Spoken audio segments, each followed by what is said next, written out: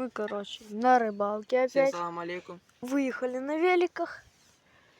Я взял 2 удочки, а лишь одну. Черви. Хотя я сказал, Пока ему, ничего не возьми одну клюет. удочку. Ну, есть немного. Но все-таки 2 лучше. Но пока ничего не клюет, я, наверное... Паша Колян дал плохое место. Нормальное место это. Не ври нахер. Ни одной рыбы не словили, поклевки не Так было. мы только приехали. Только приехали? Да. 20 минут назад только приехали. Да. Гений. Не гений, я молодец. Камыши Меня сюда растут, посними. короче.